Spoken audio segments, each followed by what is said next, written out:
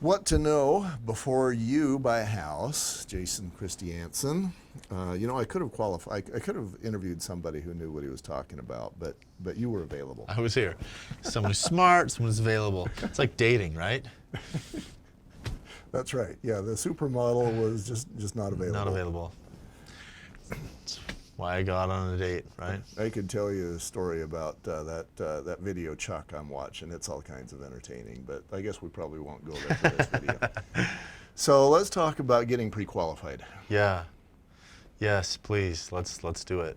I know that a lot of realtors. It used to be, back in the day. I've been in the business for way too long. Back in the day, getting pre-qualified was like, let's get an advantage and let's prove before we put the offer in that we're actually pre-qualified for this home, and that'll give us a big advantage. And it's like now, most realtors won't let you in their car until you're pre-qualified.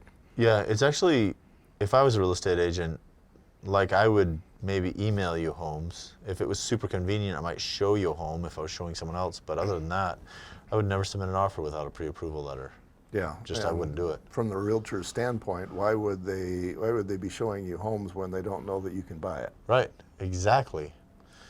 So, pre-approval, a person gives their income documentation, their liability documentation, their work history, residence history to a lender, so they can review it and say, yeah, this looks good. Now, it doesn't mean that it's been through underwriting necessarily, but possibly automated underwriting, and how it looks. And then they'll know, like, we're going to go for a conventional loan, a VA, USDA, right? If it's a VA, hopefully they have the certificate of eligibility back. They know basically this will work out as long as the house is nice. Now, this doesn't mean the loan will go through either, because the house is part of the approval process. Make sure it appraises for enough and has a clean title. So the person is just one part of the equation, but that one part you can look at early. So it's a good thing to do. Yeah, it's kind of like playing baseball. You got to go to first base before you go to second. If you go to second base first, there might be a problem. Yep. And first base in the home buying world is getting pre-qualified. Yep. So what does a person need to have? What does a person need to bring to you to get pre-qualified? Okay, super easy. I need enough information to pull a credit report. Okay. So name, social, birthday, where you live. Uh-huh. I can pull a credit report with that, right? I love a full application to see where they've lived and where they've worked, because I also need to document their income, right? So I need to know what kind of job they're at and how long they've been doing it. I need to know that they've been working for at least 2 years. No. What if I don't really want to tell you that? So I just dress up in my best suit, and I've got a gold watch that's going to be hanging out of my pocket. And let's say that I go get $10,000 and put it in my wallet, and I even speak with a little bit of an English accent to prove that I am sophisticated. Cool. And I'm gonna just let that $10,000 just kind of slip out of my wallet so that you can see that and know that I am rich. This will help me get the loan, right? Not at all.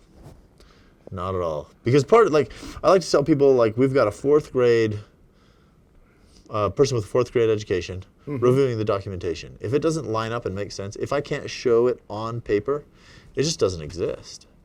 So if I need bank statements to show that you've got the funds for the down payment in your bank, because also, like, cash doesn't work for a down payment.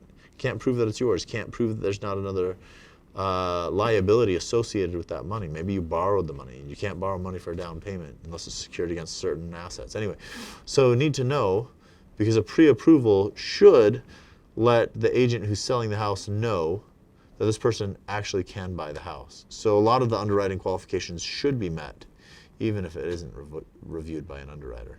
One of my favorite stories is you were saying that you had a client who actually took a picture of a bunch of bills, and their story was, well, this is my money, and I don't keep it in the bank, but it's my money, and this is my down. Yeah, yeah. That's the whole. There's in real life, there's right and wrong. And now we're entering the magical world of mortgage. So, yeah, it is your money. Yeah, you've had it there for I don't know how long, and congratulations. But in the mortgage world, it's not real money. Yeah. Yeah, it could have been borrowed from Uncle Joe, or maybe you pulled the picture off of Google. You know, Yeah. you don't know. Yeah. But So I thought it was a good story. it's fun. It still makes me laugh. I like it. Here's the money. Bottom line, you know, again, you got to get pre-qualified. There's no other way around it. That's step one. Uh-huh. So go in and you know, first off, do your homework, find somebody that you can trust. Secondly, go in and talk to the dude earlier rather than later. Right. Well, it's interesting too because a lot of times online they'll have mortgage calculators that say your payment will be this, and any person with a very basic mortgage calculator amortization schedule can tell you what your principal and interest will be. But property taxes, homeowners insurance, HOA, other things like that are really good to nail down. And it would also be good, like it's not part of the mortgage process, but like, do you need an internet connection? What are you going to do for entertainment? What are utilities? How much are those? What are those going to run? Is this going to work? You know, I talk to a lot of people who move into their house and then they're fighting to get internet service because the one that they planned on using doesn't service their area. So that happens fairly often. People go without internet for 2 weeks, which kind of, some people, that's a big deal. Well, that's a huge deal. I couldn't run my life or my business without internet. Yeah. So things to look into. Mortgage loan officer, don't care.